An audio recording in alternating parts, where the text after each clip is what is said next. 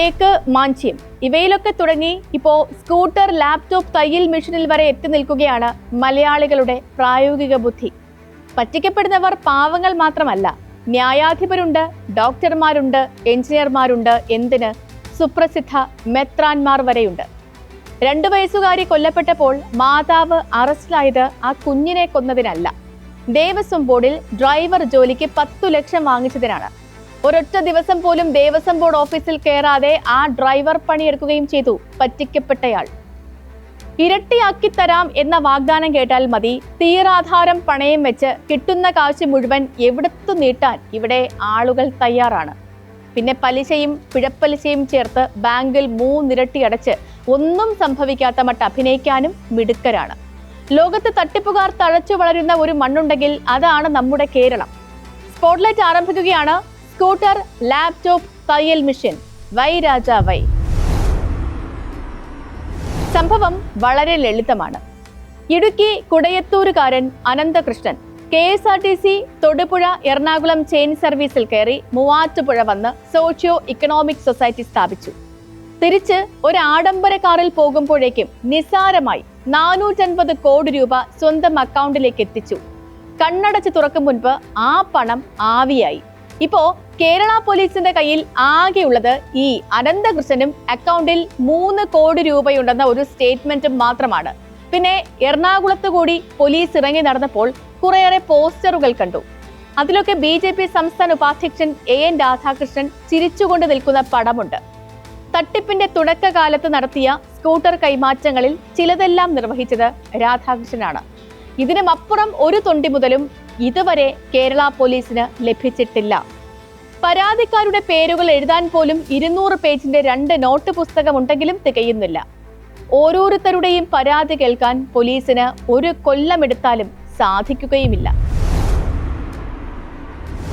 എറണാകുളത്ത് മാത്രം പരാതി 5000-ലധികം പേരുടേതാണ്. വയനാട്ടിൽ കബളിപ്പിക്കപ്പെട്ടവർ 1200, കണ്ണൂരിൽ 700, ആലപ്പുഴയിൽ 500, ഇടുക്കിയിൽ മാത്രം പരാതി 400-നടുത്ത്, കോഴിക്കോട് 100-ലധികവും വരുന്നു പരാതി പ്രവാഹം. ഈ പറയുന്നതൊക്കെ ആദ്യഘട്ടത്തിലെ കണക്കുകളാണ്.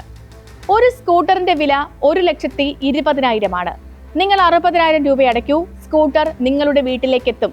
ഇതായിരുന്നു വാഗ്ദാനം. അപ്പോഴും ചോദ്യം, ബാക്കി 60,000 ആര് മുടക്കുമെന്നാണ്. അത് കമ്പനികളുടെ CSR ഫണ്ടിൽ നിന്ന് എന്നാണ് ഉത്തരം.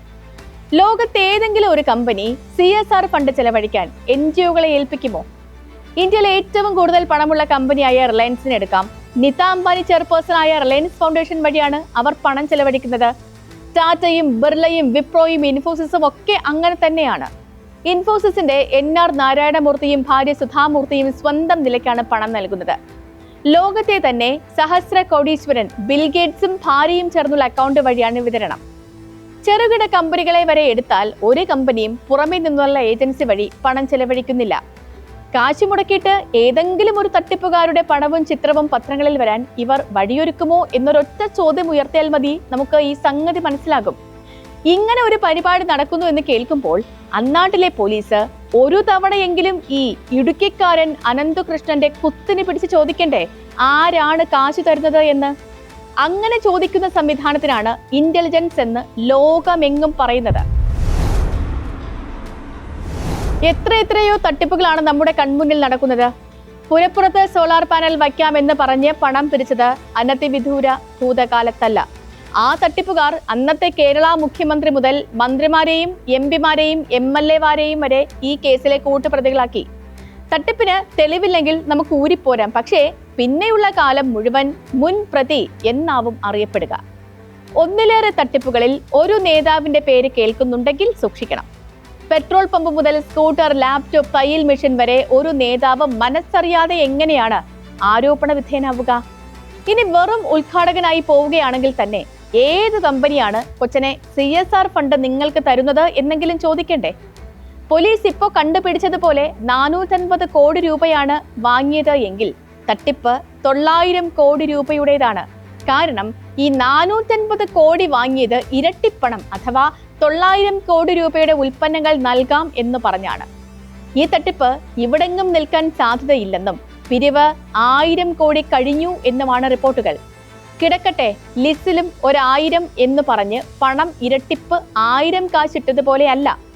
സ്ത്രീകൾ വായ്പയെടുത്തും കുടുംബശ്രീ കൈവായ്പ ഉപയോഗിച്ചും മൈക്രോ ഫിനാൻസുകളെ മുതൽ വട്ടിപ്പലിശക്കാരെ വരെ ആശ്രയിച്ചും നൽകിയ 60,000 അവർ സംഘടിപ്പിച്ച 60,000 ഇപ്പോൾ തന്നെ പലിശയടക്കം 80,000 രൂപയുടെ ബാധ്യതയായി മാറിക്കഴിഞ്ഞു. ആസ്തിയൊട്ട് കയ്യിൽ വന്നതുമില്ല.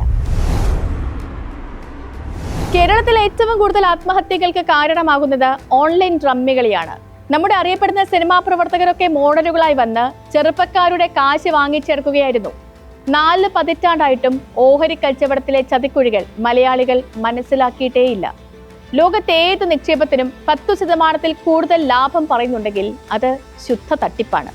നിക്ഷേപത്തിന് 10% കൂടുതൽ പലിശ കൊടുത്താൽ നോട്ട് അച്ചടിക്കുന്ന റിസർവ് ബാങ്ക് പോലും പൂട്ടേണ്ടി വരും. 15% പലിശ കൊടുത്ത് വാങ്ങുന്ന തുക 30% പലിശക്കെടുക്കാൻ ആളുണ്ടെങ്കിൽ മാത്രമേ കച്ചവടം ലാഭകരമായി നടത്താൻ സാധിക്കുകയുള്ളൂ. ഇന്ത്യയിൽ ഒരു വ്യവസായത്തിനും വർഷം 10% കൂടുതൽ നെറ്റ് പ്രോഫിറ്റ് നൽകാൻ സാധിക്കില്ല.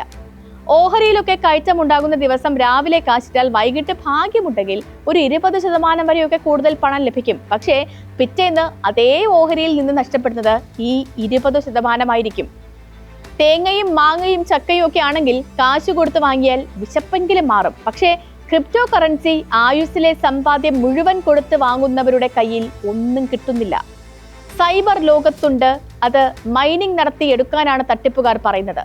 സത്യസന്ധമായ സൈബർ കറൻസികളുണ്ട്, പക്ഷേ അതുകൊണ്ട് നോട്ടിരട്ടിപ്പ് സാധിക്കുകയില്ല. 2024 രാജ്യത്തെ സൈബർ തട്ടിപ്പുകാർ കൊണ്ടുപോയത് 22,812 കോടി രൂപയാണ്. അതിൽ 10% പോലും പ്രതികളെ കണ്ടെത്താൻ കഴിഞ്ഞിട്ടില്ല. 1% തുക പോലും പ്രതികളിൽ നിന്ന് ഈടാക്കാനും സാധിച്ചിട്ടില്ല എന്ന് മാത്രം ഓർമ്മിപ്പിച്ചുകൊണ്ട് ഇന്നത്തെ സ്പോട്ട്ലൈറ്റ് പൂർണ്ണമാവുകയാണ്. നാളെ മറ്റൊരു വിഷയവുമായി വീണ്ടും.